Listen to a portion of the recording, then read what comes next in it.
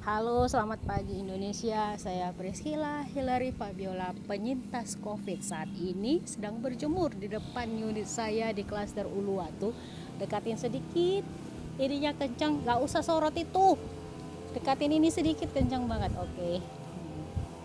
Nah, kondisi saya saat ini seperti yang kalian lihat, baik-baik saja, tetap cantik dan waras, tetap cerdas dan kritis. Bagaimana dengan kalian yang masih negatif corona? Apakah sepositif saya atau malah lebih negatif?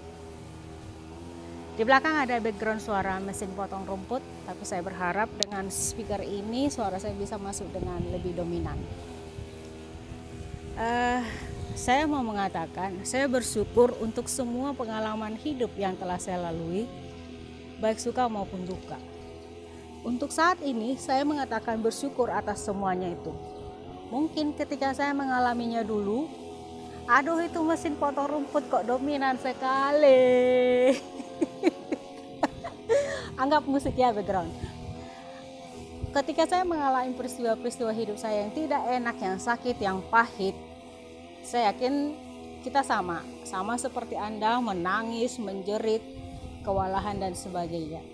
Tapi bedanya, kebetulan jalan hidup saya itu harus saya jalani sendirian. Sehingga ketika ada persoalan berat yang tidak menghancurkan saya, ada kehidupan yang tidak mematikan saya, itu akan berbalik menguatkan saya. Demikian juga seperti saat ini.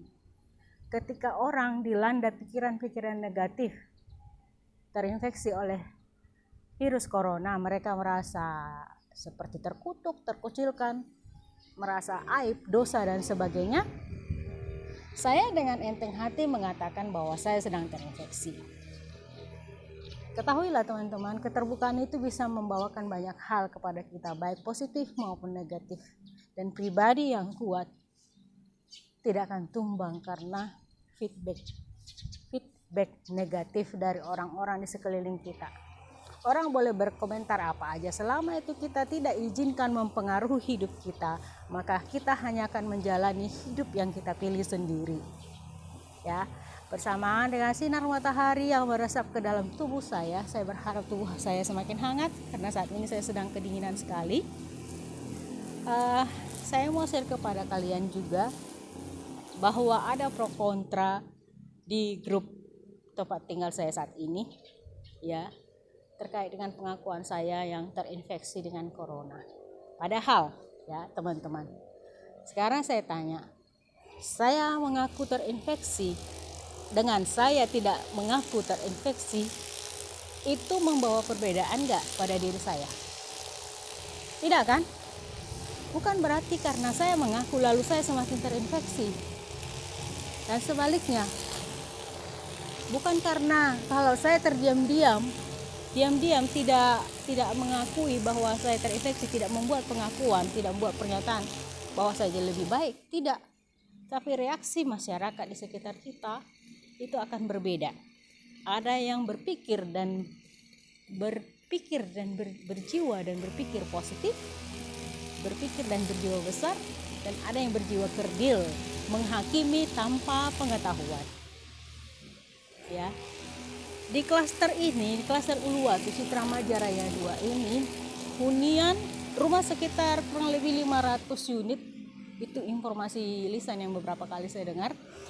Dan informasi yang saya tahu yang dihuni itu sekitar 50 unit rumah, artinya 10%.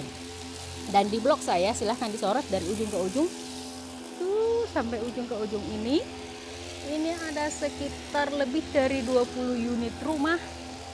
Dan yang dihuni itu hanya dua unit yang saya huni dan yang di ujung sana. Jadi nyaris tidak ada orang lewat di depan rumah saya ini. Jadi saya mau pakai masker atau tidak di sini itu tidak berpengaruh pada kesehatan orang lain. Yang lewat di sini hanya saya. Selain pengantar belanjaan online, kurir atau security yang mungkin belum tentu sekali sehari patroli hingga di sini, enggak. Sedangkan yang di ujung sendiri itu tidak pernah lewat di sini. Jadi hanya saya. Jadi bagi saya adalah reaksi yang berlebihan menuntut saya tetap pakai masker di halaman saya ini, sementara yang beredar di sini hanya saya. Cobalah kita berkomentar itu, membuat pernyataan-pernyataan itu, bereaksi terhadap sesuatu itu realistis dan masih berakal sehat. Jangan sampai yang sudah terinfeksi corona ini yang lebih waras daripada Anda yang tidak terinfeksi. Saya lemas loh.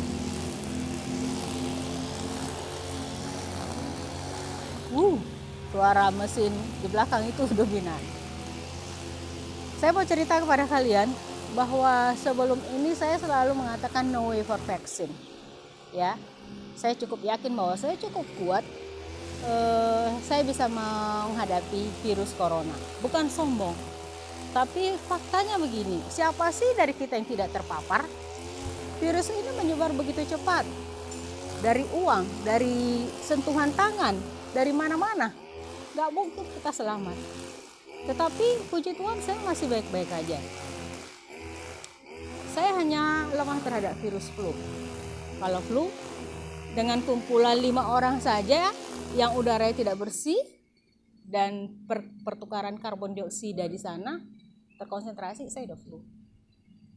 Tapi dengan virus corona, berapa kali pun saya dites, hasilnya selalu negatif. Hingga saya menerima vaksin hari Sabtu lalu. Kemudian Senin malam, hari Sabtu itu minggu yang lalu ya, tanggal berapa saya lupa. Hingga Sabtu malam saya merasa tenggorokan saya mulai panas. Senin malam tenggorokan saya mulai panas. Selasa saya mulai panasnya meningkat sampai demam tinggi. Rabu saya istirahat total, lumpuh total. Kamis saya ke rumah sakit dan swab antigen 2 kali. Itu hasilnya positif. Swab PCR hasilnya belum keluar, dan ronsen toraks itu hasilnya tidak ada keanehan, semuanya masih terlihat normal. Nah, begitulah hasil pemeriksaan lab di rumah sakit, makanya saya disuruh istirahat di rumah saja. Nah, satu hal lagi, di satu grup yang namanya Stasi Maja Paroki Rangkas Bitung, itu saya digabung ke sana dengan undangan. Tiba-tiba dikeluarkan oleh salah satu admin ya, tanpa bicara apapun pada saya. Dan salah satu dari anggota grup itu mengatakan kepada saya, karena saya terinfeksi corona. Bayangkan teman, itu grup WA, tidak saling mengenal. Saya baru ketemu beberapa orang dari pengurus stasi itu, hanya baru beberapa orang. Bagaimana mungkin WhatsApp bisa menginfeksi? Saya mau katakan ya, kita sebagai orang Kristen itu mengasihi. Bahkan orang kusta sekalipun disembuhkan oleh Yesus. Ya. Orang yang dianggap terhina itu diangkat oleh Yesus. Maria Magdalena yang sangat berdosa, seorang pelacur, itu diampuni dosanya oleh Yesus tanpa hukuman. Yesus hanya bilang, barang siapa yang merasa dirinya tidak berdosa, dialah yang pertama melempari wanita ini. Iklan dulu, Sari Roti. Silakan. Silakan. Nah. Kemudian ada Zakheus, si pemungut cukai. Pada zaman itu pemungut cukai adalah perbuatan yang sangat berdosa. Karena pemerasan, dianggap pemerasan. Tapi Zakheus pun memanjat pohon yang tinggi, lalu Yesus mengatakan, aku akan makan di rumahmu. Tidak seperti pengurus Stasi Maja yang sok merasa diri paling suci, paling benar. Tiba-tiba mengeluarkan saya dari grup.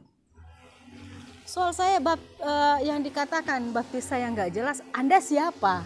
Apakah ketika pembaptisan itu Anda ada? Anda mau persoalkan pembaptisan saya? Silakan persoalkan kepada pastor yang membaptis saya. Ya. Jadi janganlah kita suka memasuki koridor-koridor yang bukan koridor kita. Yang mengomentari hal-hal yang bukan kapasitas kita.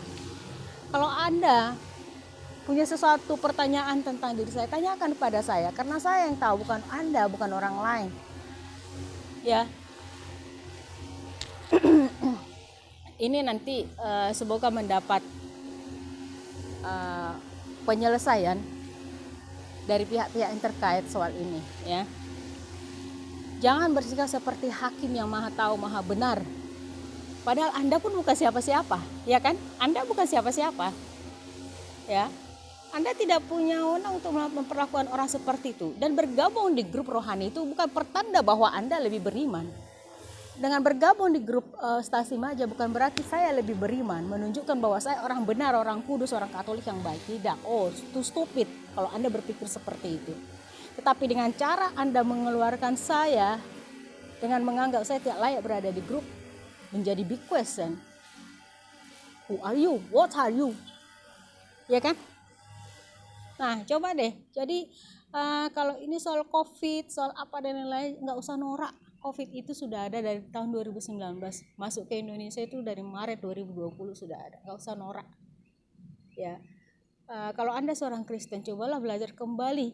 Apa sih pesan-pesan Kristiani yang dilakukan oleh Yesus? Bila Anda seorang Kristen, harusnya Anda mengikuti jejak-jejak Kristus yang seperti itu. Bagaimana dia merangkul orang-orang sakit, bukan menyingkirkan tanpa kata-kata.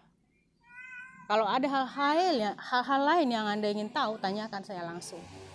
Ya, jangan merasa paling benar sendiri. Barangkali di balik peristiwa yang Anda lihat dari permukaan, itu ada peristiwa lain yang lebih besar yang mungkin tidak mampu ditangkap oleh daya nalar Anda. Sekian dulu, matahari tak begitu panas, tubuh saya masih dingin. Kemarin panasnya lumayan enak. Mungkin besok saya masih berkicau. Kalau saya mati, setidaknya ini video untuk kenangan. Tapi kalau saya masih hidup, cerita masih akan berlanjut. Bye.